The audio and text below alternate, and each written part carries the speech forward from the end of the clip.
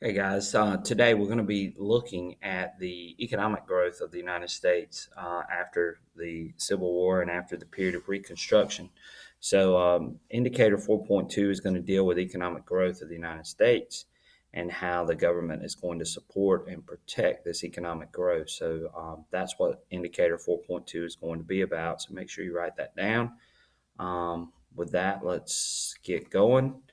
And let's talk a little bit about how the United States is going to grow economically.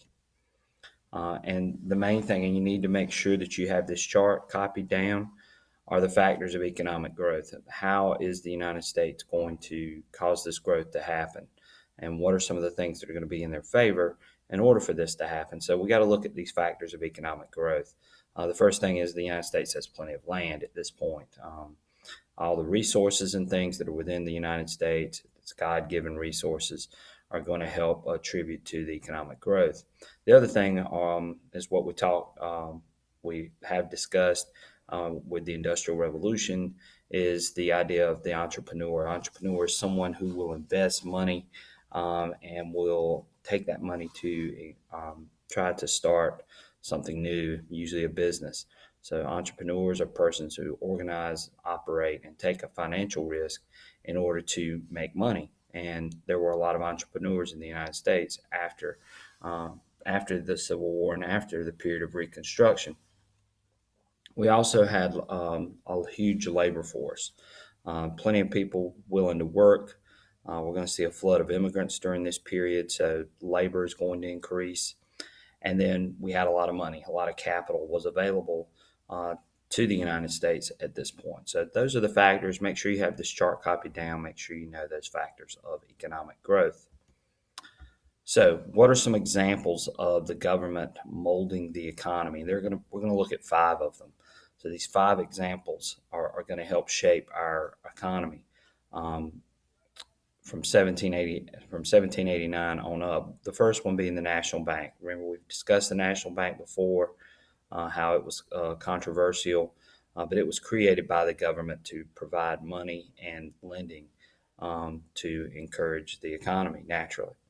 No, the second example is the expansion to the west. The government began purchasing land, making treaties to acquire this land and open up the land to development and to settlers to get these resources. Eventually, bring these resources back east, pump the factories, and so on. But the expansion to the west is going to play a major role in the economy.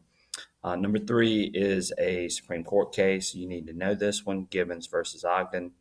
It regulated trade and protected new industries with a protective tariff. And of course, remember the tariff was to try to keep foreign competition out and allow the U.S. products to flourish and make it where people could afford those U.S. products and would be willing to buy those things. So again, Gibbons versus Ogden, important court case. You definitely need to know it. Make sure you know what it did. Fourth one was Dartmouth versus Woodward, and it was really to protect contracts. Again, another important court case. Definitely want to know that one. And the fifth example was the government began to pass laws that protected the rights of the inventor, which are patents. And you may have seen patents on things that you bought before, meaning that no one can actually copy those things or make something similar to it until that patent expires. And a lot of these patents went for a long, long time. So this protected these people who were coming out with some of these new products and new ideas and new inventions. So again, these were the five examples of how the government began to mold the economy. So, due to these policies and growth after the Civil War, the U.S. is going to experience an economic boom. So, the economy is going to flourish after the Civil War, really because of these five examples and how they put these things in place in order to make good things happen for our economy. The government's also going to support industry. Government policies supported interests of business over workers. So they were mainly concerned with these large factories and businesses that were going to make a lot of money And so the government took a stand to make sure that this happened. So they were supporting those businesses over their workers. They weren't really looking out for the worker at this point. The government also supported open immigration, which was very controversial even in that day. Um, they felt like these immigrants would provide the workforce that a lot of these businesses and factories would need. Most of these immigrants were coming from Western Europe. One of the main groups that were coming to the United States during this period after the Civil War were the Chinese. And because there was such an influx of Chinese, we're going to see some backlash by people within the United States. The first law in U.S. history to exclude a group because of ethnicity was the Chinese Exclusion Act. This prevented the Chinese from coming to America, and the Chinese were the main ones who did most of the work on the railroads, if you remember from your readings and so on.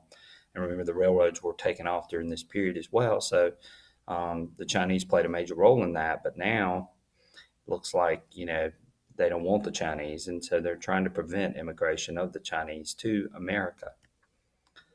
This was supported mainly by workers who thought that the Chinese were stealing their jobs. And so, of course, they resented the Chinese and they pushed for this Chinese Exclusion Act. And it was, again, the first law in U.S. history to exclude a group because of ethnicity. Again, a lot of opposition to these new immigrants as they began flooding in, mainly by the people who were already here. Some groups that flooded in the early 1900s were a lot of Catholics and a lot of Jews, mainly the Catholics coming from Ireland, Jewish people coming from Europe. They brought their different languages and traditions, and they really didn't understand what was going on in the United States as far as the government and politics at that point. But there was a lot of opposition. The other reason why there was so much opposition was because most of these people were willing to work for lower wages than what the people were that were already here. So the opposition, again, was due to that as well. This, of course, is going to undercut the existing workers that were here, and they resented these new immigrants. A lot of people, of course, came to dislike the new immigrants because of them working for these lower wages. We also get a point where we have labor versus government. Um, Workers began to become upset, felt like that their rights and things were being violated, especially by the government and by a lot of these companies and factories that were growing at this time. And we began to see the emergence of unions. These unions were mainly done to try to protect the interest of the workers. And sometimes they would strike to protect their interests, meaning they refused to work until they got their interests met. The government, though, would take the side of management and big business. So, again, we're going to see some competition and conflict between these two groups, the government versus the labor or the workforce.